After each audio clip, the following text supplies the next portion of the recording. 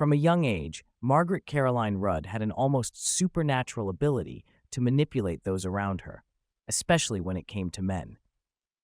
Her opinion of the opposite sex was no doubt cemented in her formative years, after she was expelled from boarding school at the tender age of 13 for so-called illicit relations with a staff member. Social mores of the time placed blame firmly upon the victim, at least if the victim were female, and local gossip could barely keep up with the flirtations and affairs that supposedly followed. At 17, Caroline ran off with an English soldier whose regiment was stationed near her small Irish hometown, but his commanding officer promptly sent her home again. Undeterred, she continued courting military men who offered both a secure income and an escape from the drudgery of rural life, until she won the heart of another young soldier named Valentine Rudd.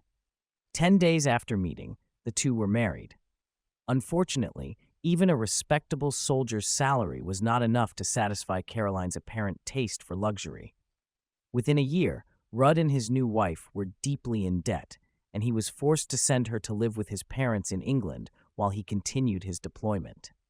This gave young Caroline the opportunity to work on a new kind of charm, talking people out of their money. Rudd's family was well off, and before long, she had convinced her in-laws to pay off all the couple's debts and send her to London to await the day when Rudd could secure an officer's commission, which, she assured them, was right around the corner. In reality, Rudd was underperforming in his job and unsuited to military life in general. Instead, he surprised Caroline by retiring early so he could join her in London. Living on a half pension had not been part of her plans, but it turned out the constant presence of her husband was an even bigger irritation. Before long, Caroline ran off with an upstairs neighbor by the name of Benjamin Rudd. This was doubly unkind to Rudd, as along with any emotional anguish he may have suffered, Caroline's betrayal left him in a delicate financial situation. Technically, divorce was legal in 18th century Britain, but in practice, dissolving a marriage was nearly impossible due to the high burden of proof and prohibitive cost. And without a divorce, a husband was assumed to be responsible for his wife, no matter the state of their relationship. Thus, when Caroline and her new beau failed to pay the rent on their love nest, the landlord instead came after Rudd to clear their debt. And when Rudd couldn't pay, he was arrested and thrown in prison. Like the institution of marriage, penal institutions of the time were also very different from their modern counterparts. Conditions were squalid, disease was rampant, and jailers had no obligation to provide even basic necessities for their residents. Those who didn't bribe the guards for upgrades like bread, water, and blankets were likely to die before even a short sentence had been served, and those in debtor's prison were especially unlikely to have such funds. Caroline fared only somewhat better than her destitute husband. The relationship with Reed soon faltered, and she was forced to support herself through prostitution. Regardless of how she may have felt about this new mode of employment, historical evidence seems to indicate that she was an excellent practitioner. Caroline's status as an articulate, well-dressed, and putatively middle-class woman earned her an equally sophisticated clientele, and she charmed more than one acquaintance into vouching for her with local merchants. During this time, she also began experimenting with forged promissory notes to extend her credit further, although her initial attempts were not always successful. As one merchant disdainfully pointed out to her, the handwriting of both the guarantor and the recipient was the same. More impressive than her mercantile and horizontal exploits, however, was the fact that Caroline successfully talked Rudd into a reconciliation once he was finally released from prison 3 months later. It had all been a terrible mistake, she told him, and she still loved him as much as ever. Rudd had organized the sale of some family property from behind bars and had a little money left over after paying all her outstanding debts, including not only the apartment where she'd shacked up with Benjamin Rudd, but also several merchants she'd skipped out on while her husband was jailed. Somehow, the heartbroken Valentine saw his way to forgiveness and a new apartment for the two of them. Or perhaps he just decided it was more financially prudent to keep her close at hand, since he was on the hook for her debts regardless. Either way, it didn't matter. Just 3 weeks after Caroline reunited with her husband, Benjamin Reed showed back up in London, claiming he'd received a large inheritance, and she absconded with him again. In November of 1767, a general notice appeared in the Daily Advertiser. Whereas Margaret, wife of Valentine Rudd, gentleman, has withdrawn herself from her husband, this is therefore to caution all persons against giving her credit on her husband's account, as he will not pay any debts she contracts. Though she had moved in under her middle name, Caroline's new landlady connected the dots and kicked her out. Yet through her feminine wiles, or perhaps plain old blackmail, Caroline managed to convince the same landlady's husband to vouch for her with a different lodging house. Of course, she never paid there either, and the new landlord tracked down Rudd and once again had him arrested for her debt. Rudd entered his advertisement into evidence and made a passionate plea for mercy based on his wife's semi-permanent lover and profligate spending. But the judge was unmoved. A husband was responsible for his wife, period, and only a divorce could sever that obligation. So Valentine Rudd returned to debtor's prison once more, with the only consolation that his name was so fully tarnished by now that Caroline could no longer secure even a single night's lodging on the promise of it. Caroline and Benjamin Reed took up a new set of rooms posing as rich Irish nobles and conned their way into another few months of rent-free living. But eventually, Reed's father came to London to bail out his son and sever him from all bad influences, Caroline included. Since the new landlord didn't know Caroline's real identity, her imprisoned husband was, for the time being, safe. Whether by necessity or choice, the senior Reed left exactly one debt unpaid in London and allowed his son to be placed in debtor's prison back home in Dublin until he could pay it off or learn his lesson, whichever came first. Unfortunately, it was neither. Just a few months later, Reed died in prison, most likely from infectious disease. Rudd emerged from his own prison sentence alive, but broken. Once again, Caroline begged for reconciliation, and once again, Rudd agreed. She no longer made any secret of her profession, and he made no attempt to control his rage. One landlady during this time reported that Caroline would bring Johns into their apartment while Rudd drank and fumed in the adjacent room, and at times he beat her, not moderately, but very severely. Finally, in March of 1769, Caroline left her husband for good, and rather than wait for his inevitable arrest for new debts, Rudd fled to France. Though she was again homeless, Caroline quickly worked her way back up to respectability as a grande horizontale, and business improved significantly after she connected with a pimp named Andrew White. Like Caroline, White understood that it was far more lucrative to make weak men love rather than lust, and the two concocted numerous schemes to keep her patsies on the hook for the long haul. Sometimes he posed as her husband, other times her footman, but Caroline always presented quite believably as a fine lady of impeccable class and wit, and for several months they stayed one step ahead of London's doe-eyed men and starstruck property holders. Eventually, however, one particularly shrewd landlady caught them in the act of sneaking out unpaid, and White and Caroline were arrested. There are no records of what transpired immediately after, but somehow Caroline spent only a few hours in prison before being released, while White would not be heard from again for many years. But Caroline didn't need him anymore, anyway. She had her established clients and a host of high society connections to procure more. Blackmail and fraud were occasional sources of income, but for the most part she lived a lavish life as the mistress of a rotating cast of thoroughly beguiled and often foreign men.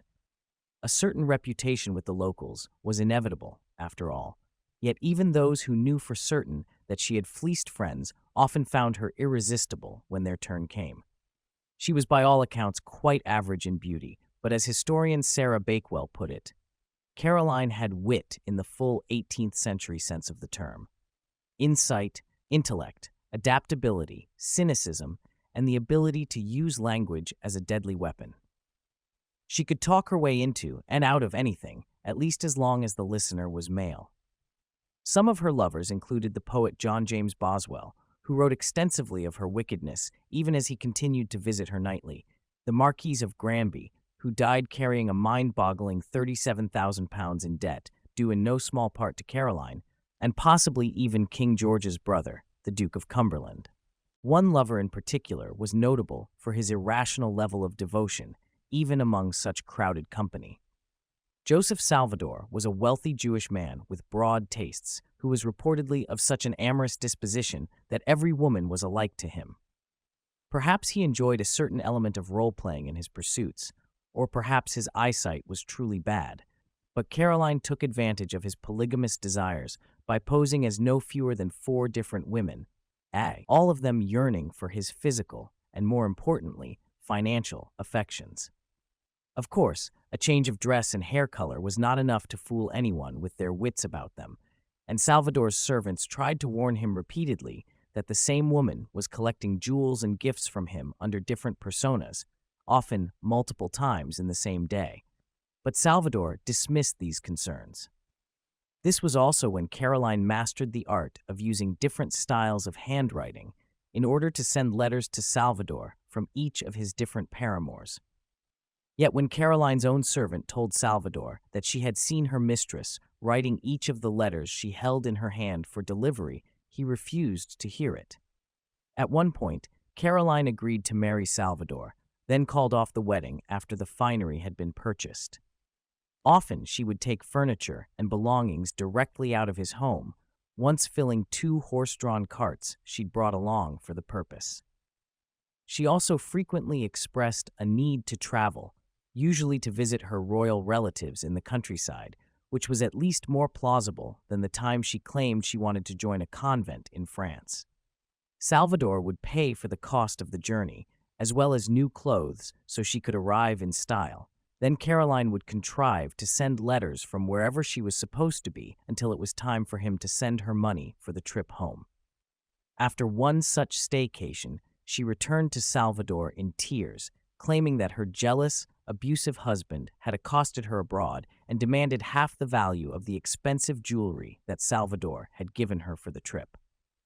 In the ensuing struggle, Caroline said, the jewels had fallen into the river, and she simply could not forgive herself for losing such a heartfelt representation of his love. Salvador immediately purchased her a second set. Occasionally, she would simply send him a note that read, "Send me £50 now, or you will not see me tomorrow." Salvador always paid.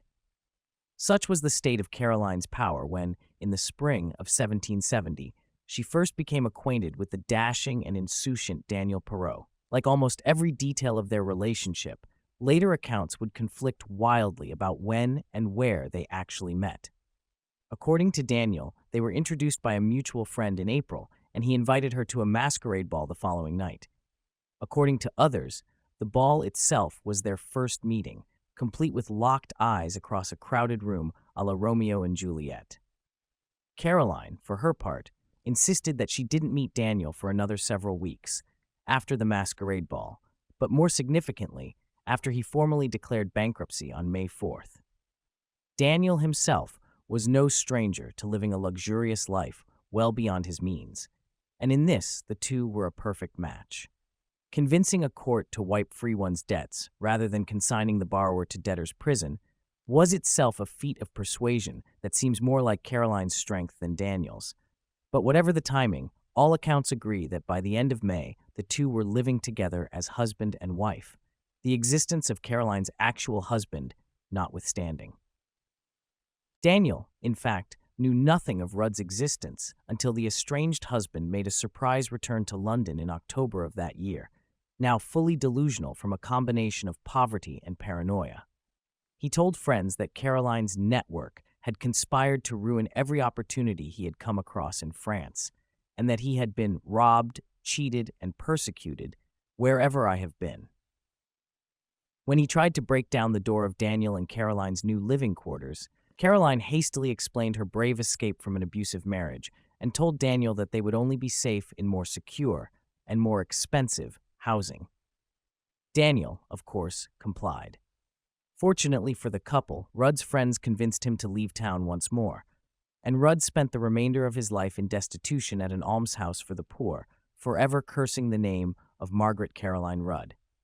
Few, however, knew her by that name anymore. Most assumed she was Caroline Perrault, which she and Daniel happily encouraged, though they couldn't formally be married. This polite fiction was strengthened by the arrival of one baby, and then a second. Yet even motherhood seemed no more than an incidental tool for Caroline, one she could easily set aside whenever a pose of childlessness suited her better. In addition to her many previous aliases and identity scams, she was also known during this time as Margaret Youngson, Peggy, Mrs. She, and Mrs. Gore, a name that she freely admitted was fake when she used it, because the so-called Mrs. Gore was purportedly in hiding as the secret daughter of Bonnie Prince Charlie, pretender to the throne of England. Several of these identities continued to visit her old Mark Salvador during her courtship with Daniel, who would again maintain that he had no knowledge of her extracurriculars. Certainly Salvador knew about Daniel to some degree, since Caroline told him at one point that Daniel was demanding a duel for her honor and would only be satisfied with a large influx of cash. Women, however, were harder for Caroline to win over, most especially Robert Perrault's wife, Henrietta. While Daniel had spent his youth hopping from industry to industry, failing to establish trade businesses everywhere from the Caribbean to the Canadian frontier, Robert had steadily worked his way up from a traditional apprenticeship to a thriving apothecary business on London's posh Pall Mall.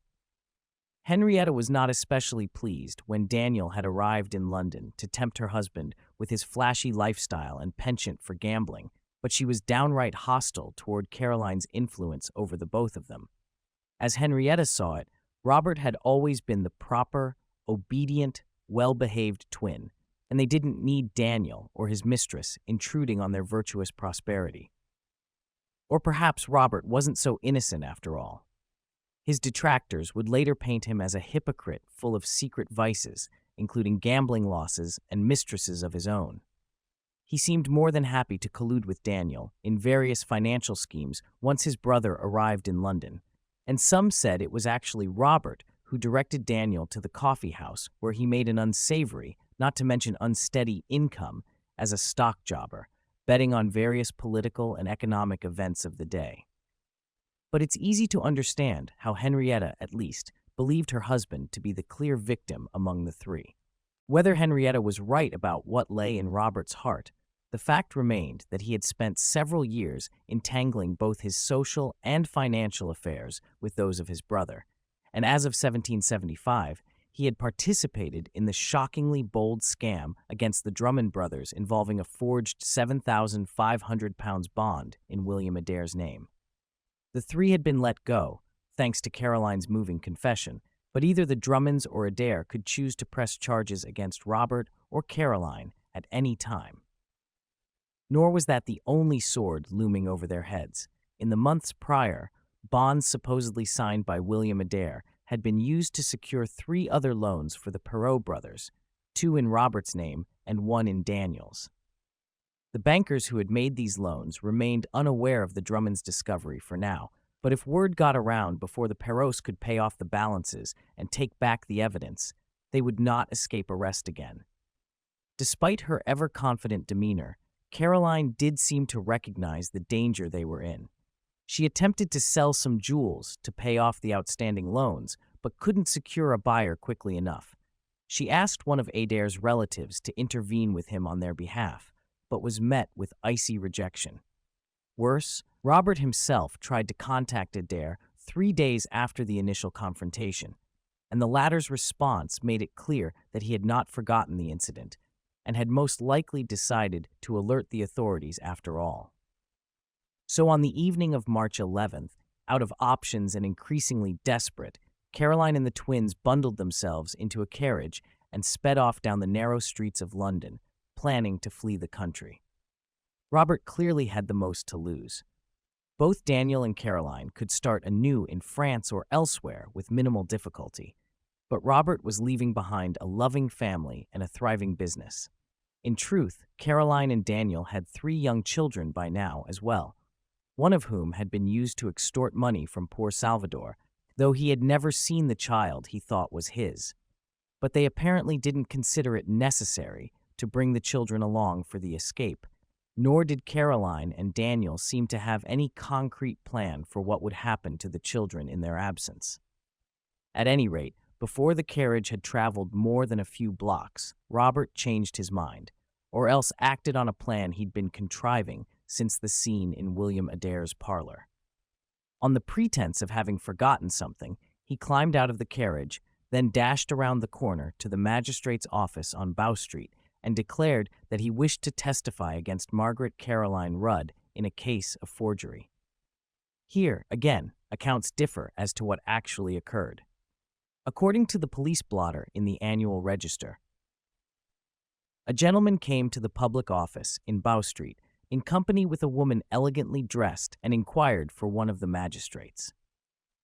The parties were introduced when the man, after a short preface in which he acquainted the justice that his name was Robert Perot and that he had lived as an apothecary for some time on Golden Square in great reputation, said he was come to do himself justice by producing the person who had given him a bond for £7,500, which was a forgery.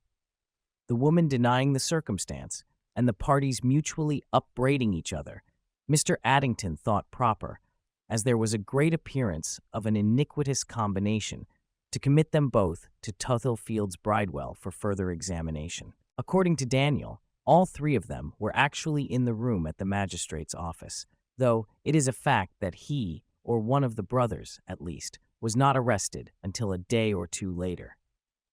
Meanwhile, the apparently calm presence of Caroline during the extended introductions reported in the blotter doesn't precisely jibe with the image of a woman who knows that she is about to be betrayed. She was no stranger to sneaky exits and speedy pursuits, and it seems unlikely to imagine her climbing out of the carriage and following Robert into the magistrate's office just as escape was in her grasp. Then again, Caroline was nothing if not brash and overconfident. She had already taken one huge and unnecessary gamble by demonstrating her handwriting skills to the Drummonds, being apparently certain that she could talk her way out of any consequences. Like Daniel, she had no qualms about disagreeing with the public record of events, insisting that in fact the two brothers had been the ones to enter the office, while she'd waited outside, ignorant of their plot against her. Once the three were in custody, with the threat of death by hanging weighing heavily over each, their stories diverged even further.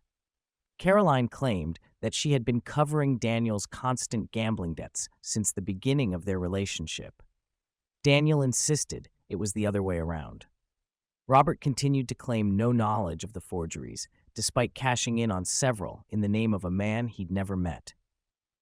Caroline admitted to her skill with handwriting, but claimed that Robert had been the one who instructed her to forge the signature, and that Daniel had threatened to harm her with a knife if she did not comply. Daniel admitted to posing as Robert on at least one occasion, but claimed he only did it because he'd received a letter from William Adair instructing him to do so, which he only now, upon somber reflection, realized was a fake from Caroline. In fact, Daniel claimed Caroline had been controlling both him and Robert for years through the use of clever letters and impersonation from friends. Starting at least 3 years prior, he said, a man who identified himself as her cousin had come to stay with them, though Daniel had not been especially fond of his demeanor. This cousin, of supposedly royal lineage through the Stuart line, as Caroline claimed to be, and quite possibly the pimp Andrew White in reality, had fostered a friendly relationship between Caroline and the wealthy James Adair, a relative of William's. Even after the supposed cousin left, Daniel explained, Caroline continued to return to the house each evening with money that she claimed James Adair had given her out of a general fondness for their family, and all of the various financial schemes that Daniel and Robert had participated in had been at the recommendation, though never in person, of their kind benefactor and his extended family. Daniel even said that he'd wanted to name their first son after James, but that Caroline had discouraged it, lest Mrs. Maule Adair get the wrong idea. This, in fact, was Daniel's justification for the roundabout method of securing loans on bonds from William Adair. James Adair's wife was the jealous type. Daniel said that Caroline said, and might jump to false conclusions if she knew how much money her husband was lavishing upon Caroline. Caroline, for her part, claimed that none of this ever happened. All of her money, from the very beginning, had been a lump sum from her abusive but wealthy husband Rudd, who was conveniently unavailable to testify otherwise, and irresponsible Daniel had been frittering away her savings ever since. One thing all three had in common was maintaining their appearance as upper crusters with plenty of cash to spend. Caroline dressed for the initial deposition in a gown of striped silk and an ermine fur cloak, while the Perot brothers wore fine frock coats and hats laced with gold. The presiding magistrate, Sir John Fielding, could not be impressed one way or the other. He was legally blind, though he reportedly could identify as many as 3,000 repeat offenders from the streets of London by voice alone. But there were more than enough in the audience to show off for. News of such an audacious crime, committed by such high-status individuals, had spread fast, and the proceedings had to be moved more than once to accommodate the ever-growing crowd of spectators, most of whom had bribed their way in for better seats. As was so often the case, Caroline was given deference by the men presiding over the hearing, while her male co-conspirators received none. She was released on bail, consisting of £200 from her own pocket, plus another £100 each from two men in the audience who did not know her personally, but had been moved by her tearful description of Daniel's knife at her throat. Robert and Daniel Perot, on the other hand, were remanded to prison to await their trials. Technically, they were being accused of separate crimes. Robert was to be tried for soliciting and then attempting to cash in on the bond he had presented to the Drummonds, as well as two previous forgeries cashed at the bank of Sir Thomas Frankland. Daniel was accused of the same actions for the single loan taken in his name, held by Dr. Thomas Brooke. When Robert Perot turned Caroline into the police, he had hoped for immunity in exchange for testifying against her. Instead, to his horror, the court granted immunity to Caroline to testify against both brothers. One friend who visited the twins in prison noted their dramatic difference in behavior, as Robert covered his face with his handkerchief and, bursting into tears, sobbed aloud, while Daniel cheerfully extended his hand, with as much apparent ease and nonchalance as if receiving company in his own elegant mansion in Upper Harley Street. One of the oddities of dividing the twins' cases was that each individual complainant was free to pursue or drop their charges as they saw fit. Sir Thomas Frankland, especially, concluded that the perpetrator he was circumstantially connected to was not in fact the real villain. Robert's name may have been on his particular unsupported loan, but after hearing the initial depositions, Frankland concluded that Daniel and Caroline were the most guilty. Frankland quietly dropped his charges against Robert, and instead orchestrated an agreement between Daniel and his creditor, Dr. Thomas Brooke, to seize Daniel's house and divide the proceeds between all of the Perot's creditors. In this way, Frankland could get his vengeance on Caroline as well, since she was still living in the house while awaiting her husband's trial. Evicting Caroline would require a cooperative signature from Daniel, but he no longer seemed to care what happened to his duplicitous pretend wife and the spacious rooms she was once again calling home.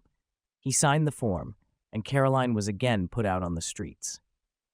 Now that he expected to be paid in full from the proceeds of Daniel's house, Brooke was inclined to drop his charges against Daniel, just as Frankland had dropped his against Robert, but Frankland advised against it. Nor was he the only one who still wanted to see Daniel receive his comeuppance. Caroline would later claim that Robert's wife, Henrietta, had personally convinced Brooke not to drop his case against Daniel. Robert, after all, would still have to face trial against the Drummonds, and how could it possibly be fair for the no-good twin and the strumpet to walk free when Robert was the least guilty of them all?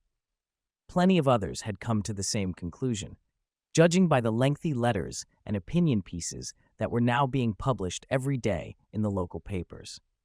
The financial excess of the crime and its glamorous, high-class defendants had captured the public's attention right at the moment in history when newspapers became widespread in London and society gossip transformed into real currency. If Caroline hoped to have any future in London after the Perot affair, as it was quickly becoming known, salvaging her reputation would be paramount. So she went to work defending herself in a serialized editorial in the Morning Post, laying out her original deposition in even more dramatic detail, and wasting no opportunity to smear those who had wronged her. Almost immediately, anonymous authors began to publish competing narratives, signed with colorful pseudonyms like Justice, No Puffer, and Jack Spy. Some were clearly merchants and former friends who had not forgotten old wounds, while others appeared to be servants of either Caroline or her lovers, gleefully revealing everything from scandalous liaisons to the peculiar grooming habits of the rich. Those who didn't want to bother penning their own screeds could still participate by offering up old letters sent to them by the now quite famous trio, which readers would comb through for the barest hints of credibility or vice. Daniel and Robert had to rely on supporters to argue their innocence, and both had their rabidly loyal factions. But Caroline answered all comers herself, addressing each mention of her with a tone of haughty indignation while conveniently dodging the most damning pieces of evidence. She claimed Henrietta had stolen dresses from her and never visited Robert in prison. She predicted Franklin would destroy even her youngest children before he would admit his basic inferiority to her. She accused the long-silent Salvador of being a pickpocket and con man. Of course, newspaper publishers were happy to print anything that promised to entice their readership, regardless of the objectivity or veracity of their tales. At one point, a letter purporting to be from Caroline's uncle in Ireland, who in truth had had no contact with her since her first scandal at boarding school, was supposedly verified in its authorship by the Morning Post. The editor satisfied himself by writing to the letter's return address, which was in London rather than Ireland, asking for written confirmation from the letter writer that he was who he claimed to be. Uncle John wrote back that yes, he was Caroline's true and honest uncle, and the Post ran the letter, despite the obvious linguistic similarity to Caroline's own passages about herself. Even when war broke out in the American colonies and some began predicting a formal declaration of independence, a larger portion of column space remained dedicated to the Perot affair in nearly all the London papers. It was the court case of the century. After 3 months of growing anticipation, Robert Perot's trial finally began on the 1st June 1775. Caroline, who had once again managed to secure money and lodging from friends, arrived well-dressed and ready to play the part of a helpless damsel. But before she could take the stand to testify against her ostensible brother-in-law, the presiding judge made a surprise proclamation. Caroline's evidence was unnecessary to the case and would not be heard. The magistrates who had offered her immunity had no legal standing to do so, the judge declared, and Sir Thomas Frankland was ready to press charges against her for the forgeries presented to him. Shocked and furious, Caroline was removed from the courtroom on the spot and locked in Newgate Prison to await a formal hearing. It was a dramatic but short-lived interruption, as the court quickly got on with the business of Robert's trial. The prosecution presented the expected evidence from the Drummonds, including Robert's now obvious lies about encountering William Adair on horseback and his shaky handwriting, as well as a brief statement from Frankland about the other loans going unpaid, though without any mention of their forgery, since that was to be designated as Caroline's crime. William Adair himself did not bother to appear, and his relative James was so tersely literal in his answers as to have practically no effect. It was clear that Robert had presented a forged bond, knowingly or not, and was perhaps in the kind of financial straits that might tempt a man to commit fraud, but the defense had done well at highlighting Caroline's signature on the bond, not to mention her confession to the Drummonds. As the prosecution rested and the defense began, Robert read an impassioned 90-minute statement that had been ghostwritten by an eloquent supporter on his behalf. He implored the jury to consider that even the most upright, well-intentioned man could be conned. Many and recent instances have occurred of men of much more enlightened understanding than I can claim, who have been made the dupes of adventurers less able and less artful than she. And yet, when I have either heard or read their stories, I have thought I should not have been trapped into the same snares. They and the world in general must think the same of me. But they must recollect that they are commenting on a plot after it is detected, They are reasoning upon the deception of a juggler when the whole process of the trick is laid open. Robert admitted to his lie about speaking to William Adair personally. It had, of course, been Caroline he'd gone to see during his 2-hour absence from the Drummonds. She'd left and returned with the horseback riding excuse, and he'd seen no harm in adjusting the message ever so slightly when he believed it to be completely true. He pointed out how his behavior consistently matched with one who believed he was innocent. First leaving the bond overnight with the Drummonds, then readily agreeing to visit Adair in person, then voluntarily presenting himself to the magistrate's office when he could have easily escaped. His conduct, he said, was absolutely irreconcilable with every idea of guilt. What's more, the defense had witnesses of their own. A family friend, though never one to Caroline, testified that he had frequently heard her speak of her supposed connection to James Adair, and had personally seen papers at both Daniel's and Robert's homes purporting to be from William Adair. As for the general disposition of Caroline, she has told me very often, so and so, when I am a lady, I shall do so and so. One of Daniel's footmen testified that he had personally seen Caroline writing letters in a false hand, claiming to be from William Adair, and that she had paid him to lie to Daniel about who delivered them, or to say that James Adair had visited when he had not. Another servant and one of the Perrot sisters both testified to the same.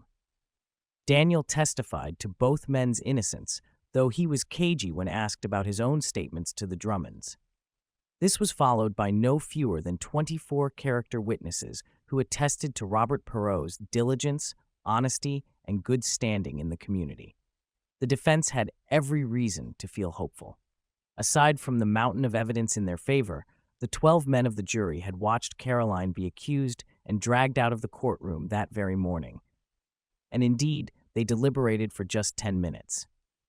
Guilty upon the third count of uttering and publishing the bond while knowing it to be forged. It was a crushing blow, and if the jury had convicted such an upstanding citizen as Robert, how could they possibly find the drunken gambler living in sin with his mistress to be a more sympathetic character? Daniel's trial must have seemed like a waste of time for everyone.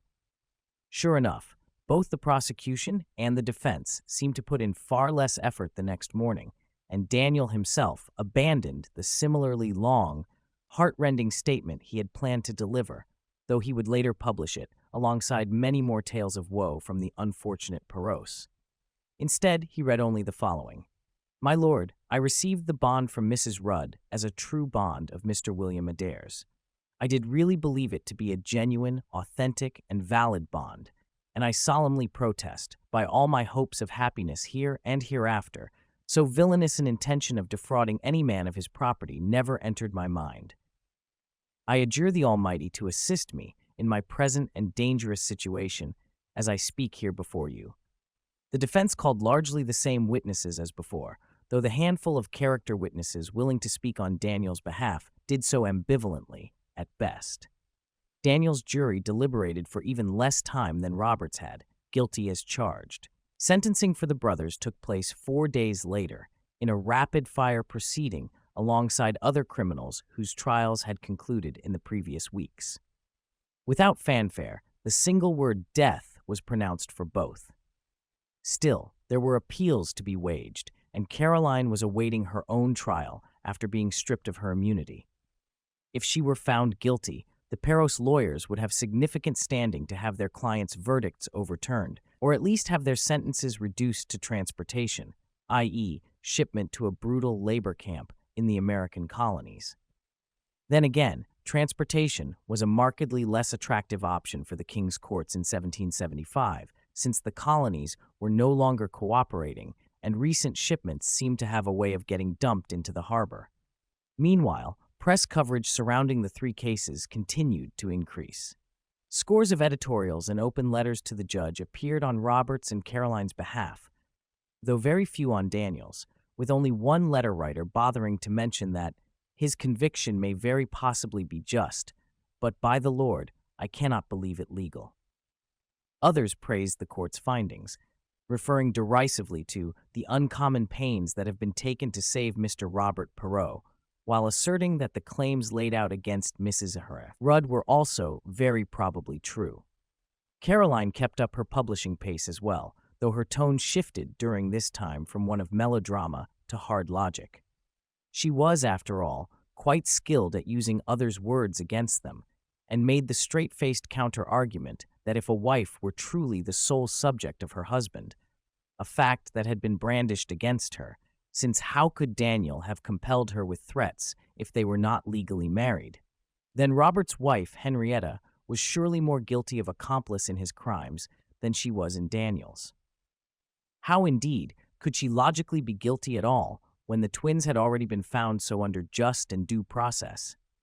She also demanded much sympathy over the conditions of Newgate Prison, though in truth she had it far better than most, and certainly more so than the twins.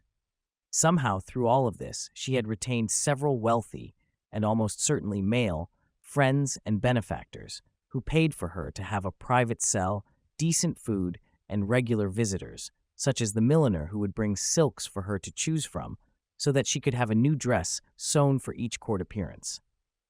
There were, it turned out, several such appearances to be made, as the court fought over whether Caroline should have been granted immunity, both originally and now. The prosecution argued that immunity was for accomplices, and as Mrs. Rudd was now claiming innocence, she could not therefore have been one. The defense countered that she had taken the magistrate's offer only as a way to save herself, knowing in her heart her own innocence, but not understanding the complexities of such masculine practices as law. Furthermore, if the prosecution was accepting here and now that she was no accomplice, then no trial was necessary, and they could all go home. In the end, the judge ruled that she would have neither bail nor immunity.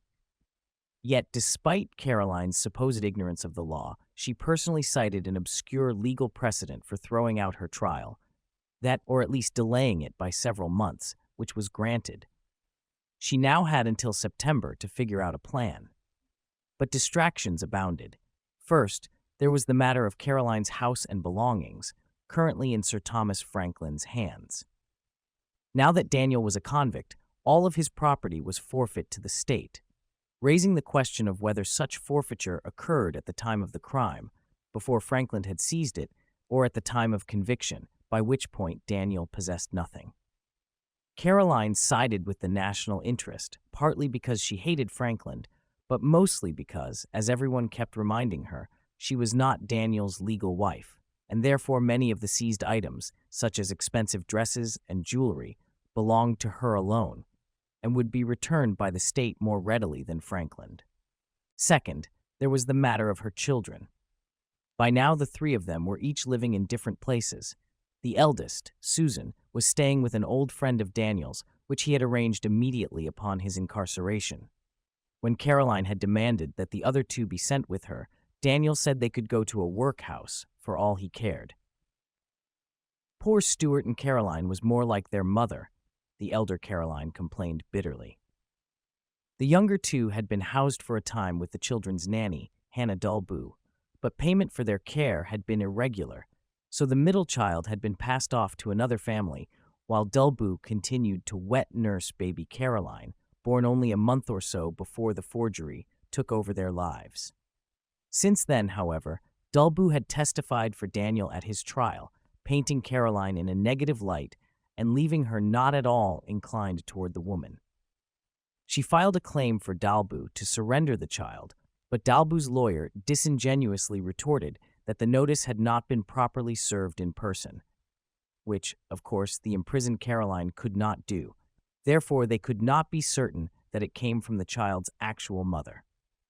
In response, Caroline's lawyer, John Bailey, dutifully presented a verified letter to the court, but when an officer attempted to serve it, they found both Hannah and the baby were gone. It was soon discovered that Thomas Franklin and Henrietta Perot had both been making frequent visits to the Dalbu residence, the former most likely paying for the baby's care and the latter ferrying them back and forth to visit the twins at Newgate Prison. A series of argumentative letters were published in the Post between Caroline and Hannah, who claimed she was only waiting for the payment she was owed. ransom apparently being a more sympathetic crime than kidnapping, and Hannah's husband was at one point arrested for a physical altercation with Caroline's lawyer. Eventually, the matter was resolved, though it's unclear where the baby went next, only that she never came to stay with Caroline in her cell. When September arrived, Caroline's lawyers again contrived for another 3-month delay, until finally her trial began on the 8th of December, 1775. The line for spectator seats formed before dawn and was mostly filled with Caroline's supporters. 3 judges presided, as well as 3 lawyers for each side, plus a number of high court officials who had taken a professional, or more likely personal, interest in the case. With so many people crammed into the room, the most spacious seat was ironically the small prisoner's dock, where Caroline would sit for the duration of the trial. Its short walls were lined with spikes to deter those with thoughts of a quick escape, and hung with garlands of strong herbs to disinfect the diseased miasma that generally wafted from defendants lodged at Newgate.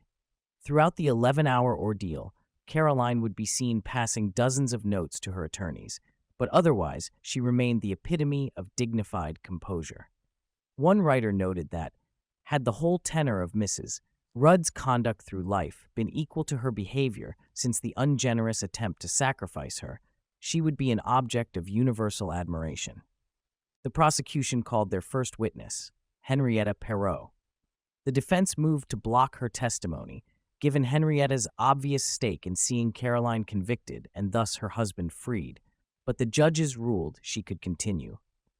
Henrietta testified in great detail as to the bond Caroline had given her husband, as well as several conversations she'd overheard, and the defense lawyers contentiously questioned how she could possibly remember so much, given that she'd never seen a bond before and should have been playing hostess to other guests at the time.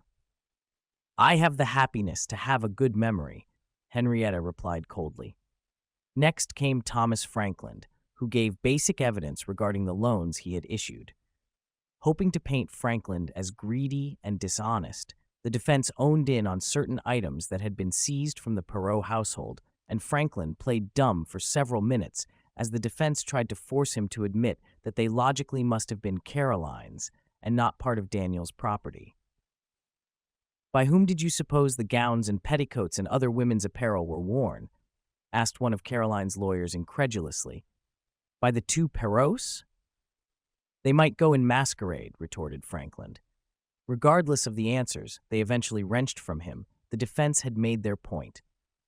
Franklin appeared bitter and obstructionist at every turn, compared to the guileless angel perched in the prisoner's dock.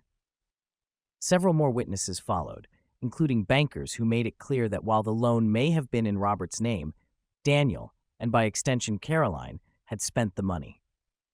The prosecution's final witness was Christian Hart, a former housemaid to Caroline, who had not appeared at either Robert's or Daniel's trials. Hart was nervous and had clearly rehearsed her testimony. She had good reason to be afraid, as she was about to betray a very dangerous woman. Hart's testimony centered around a recent pair of visits she had made to Newgate Prison to see the best mistress I ever lived with. Caroline had begged a series of favors from her, Hart explained, and Hart had been quite willing at first, delivering several messages and offering a room in her lodging house to Caroline should she ever be released. But Caroline had other plans for that empty room. Hart produced a stack of papers for the court, which she said that Caroline had given to her on the second visit. The papers were a detailed statement, in Caroline's handwriting, but from Christian Hart's perspective, describing how, over the course of several months, Hart had seen Henrietta Perrot in her lodging house forging various bonds with a mysterious man, and more recently, Henrietta had used the room for a meeting with Thomas Franklin, during which Hart overheard them conspiring to pin the blame for Robert's forged bond on Caroline. According to Hart, Caroline had given her this written statement and asked Hart to sign it and deliver it to Caroline's lawyer. Instead, Christian Hart had written at the bottom, "I received this paper from Mrs. Rudd on 5th July, 1775, and turned it over to the magistrate." It was a shocking turn of events, and the defense made little headway against it, other than to highlight the fact that Christian Hart had not initially intended to turn the papers over, but her husband had demanded it. Mrs. Hart's husband took the stand to corroborate her story, and a few other witnesses confirmed that the handwriting was indeed one of Caroline's many styles. The prosecution rested, no doubt confident of the mortal wound they had just delivered. But the defense had their own star witness up their sleeve. The defense called Solicitor John Bailey, Caroline's original lawyer, who had been helping her from prison these past 6 months and had once gotten into a fistfight with Hannah Dalbou's husband on her behalf. The only reason Bailey wasn't on her current defense team was because he would be testifying. And his story was indeed as shocking as Christian Hart's. According to Bailey, he had been in the cell with Caroline when Hart visited the second time, though Christian Hart had testified they were alone. Caroline claimed that Hart had brought her a very strange, incredible story on her first visit, which Caroline herself couldn't possibly believe, but she would nonetheless be grateful if her lawyer sat in on any future visits with Mrs. Hart. When Mrs. Hart did arrive the second time, testified Bailey, it was she who had asked Mrs. Rudd to write down her own story, so that she could be sure of all the facts and wouldn't trip up from nervousness when conferring with her husband. As proof, Mrs. Rudd had made a second copy for herself, in full view of Christian Hart, and had her lawyer write upon it. This account was taken down in writing, in the presence of Counselor John Bailey, from Christian Hart's own words and dictating. The matching stack of papers was produced, and a brief performative back and forth took place between the old and new guard, confirming that Bailey remembered delivering this paper to Caroline's current lawyers the day after it was written, and that they remembered receiving it from him. Christian Hart's testimony was not, it seemed, a shock after all. The defense team had known about it the whole time. Though he declined to name names, Bailey vaguely testified that he had the impression Mrs. Hart had been sent by someone to trick Caroline into writing a false story in her own hand for the precise purpose of betraying her in court. The prosecution rebounded well on cross-examination, revealing that Bailey had not, in fact, delivered the second copy of the papers to the other lawyers until after visiting the Harts' house that evening, and had perhaps only done so in response to learning that Mr. Hart had delivered his wife's copy to the magistrate, rather than allowing her to sign it or destroy it. What's more, the papers themselves were not identical, as Bailey had implied. His copy was significantly shorter and altered key words and phrases in almost every sentence. One of the judges even remarked aloud for the jury, "It is plainly a paper wrote from recollection, rather than a copy made with the original still at hand." But at the end of the day, the jury was being asked to weigh the word of a respected lawyer against a lowly former housemaid who had already shown herself willing, at a minimum, to ignore damning evidence, were it not for her husband's fear that Caroline intended to hang you and me and all the world. The final nail in the coffin was a brief testimony from an employee at Newgate Prison, who reported that she had seen Bailey and Hart together in Caroline's cell. If it seems difficult to believe that Caroline could convince both her own jailer and lawyer to lie on her behalf, one must only consider that, if they were telling the truth, others must have been telling equally galling lies, and Caroline, at least, had a demonstrable history of such schemes. The only mystery is how she possibly managed to pull it off, again and again. In his final address to the jury, the presiding judge instructed the 12 men to effectively ignore Christian Hart's testimony and everything that came after it. The only relevant questions were whether Caroline had signed William Adair's name on the bond, as Daniel's servant had testified that he had seen her do, and whether she had caused that bond to be used by Robert Perot, as Henrietta and a second servant had corroborated. Everything else, extraordinary though it might be, carried only a loose implication as to the credibility of Henrietta Perot and nothing more. "The prisoner has produced no evidence of any kind whatever," he reminded them, "except what observations she made herself on the characters of the persons who have appeared against her." It didn't matter. In 30 minutes, the jury returned, and the foreman displayed a visible smile at Caroline. He delivered the verdict of "not guilty," and a cheer erupted from the packed room of spectators. Later, One of the jury would claim that he was the sole voice in favor of acquittal during initial deliberations and had successfully won over the other 11. But whether that is true is as much up in the air as any words ever spoken on her behalf. One thing, however, was certain: the Perros now had no hope for a retrial. All that remained was the possibility of a pardon. Hundreds of letters poured into the appellate court in support of Robert, many declaring that Daniel's death was acceptable and should be sufficient payment for both of their crimes. Daniel himself wrote a moving letter asking only for his brother's life to be spared. Henrietta and her children visited the Queen personally, and she seemed much moved by the widow and orphans-to-be, but was apparently unable to sway King George III to leniency. The king also received a petition on Robert's behalf, signed by 78 bankers and merchants of London. But in general, King George deferred all such matters to Viscount Weymouth, the Secretary of State in charge of finalizing pardons and executions. In the last days before the execution was to take place, Weymouth received just one letter strongly in favor of executing them both, from Margaret Caroline Rudd. Legally, she had nothing to lose if they were spared, but she'd already seen what the wrath of betrayed men looked like at the hands of Valentine Rudd. She wasn't going to leave any loose ends. In addition to reiterating all her previous allegations, Caroline claimed in her letter to have additional witnesses to Robert's shameful character, who had not testified at her trial only because her counsel had thought it most honorable for me to be acquitted upon the case of the prosecution, to which I cheerfully consented, as I wished not to expose the Perros more than was absolutely requisite for my own vindication. The Viscount recommended no pardon, and the king did not issue one. On the morning of 17th of January 1776, as many as 30,000 spectators assembled near the gallows and along the route from the prison. Estimates are hard to confirm, but it was by all accounts the largest crowd that had ever attended a public execution in London, though Caroline herself was not, apparently, among them. Between the surging bystanders and snowy conditions, the 3-mile journey took over 2 hours, during which time the Perros conferred with a chaplain inside their covered coach, while the lower-class prisoners scheduled for execution rode in the open, alternately cowering or grandstanding for the mob. 3 scaffolds had been erected, one for the Perros, one for 3 lesser criminals, and a hasty, makeshift structure far off to the side for the group's 2 Jewish prisoners. The hangman placed hoods over each man's eyes, though he had to loosen the formal scarves around the twins' necks before the nooses could be properly fitted.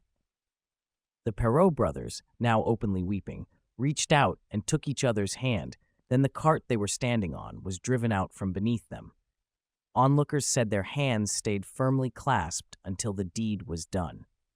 Never before had a pair of twins been executed simultaneously, and the moving nature of their final moments caused an improbable swerve in public sympathies after their deaths. The Perros had maintained their innocence to the end, even to the chaplain, which would have endangered their souls, if untrue, and therefore inspired a swell of posthumous regret from the general public. The daily press moved on, but more permanent forms of print endured, including full-length works from Christian Hart and several anonymous authors who claimed to have known the trio personally. As with modern media-heavy scandals, everybody got a book deal, and none were complimentary to Caroline. Though she changed her name and attempted to lay low in the years following her trial, Caroline's infamy was too widespread for it to do much good. She continued to rely on the benevolence of lovers, whose overall status declined steadily over time, and she spent almost a year in debtor's prison between 1787 and 1788. By the age of 50, she was said to be living in prison voluntarily alongside her current beau as he served his own sentence. Rumors of Caroline's death cropped up steadily over the years, and the exact details are not certain, but the most reliable is probably an announcement from the Times in 1797, which read simply, "The once celebrated Mrs. Rudd died a short time since in an obscure apartment near Moorfields." At the very least, it seems to have been taken as fact by one particular resident of an almshouse in Ireland. The destitute Valentine Rudd was, as it turned out, still very much alive, and shortly after receiving news of Caroline's death that year, he married another resident of the almshouse named Judith. They continued to live there together in austere matrimony until his death some 11 years later.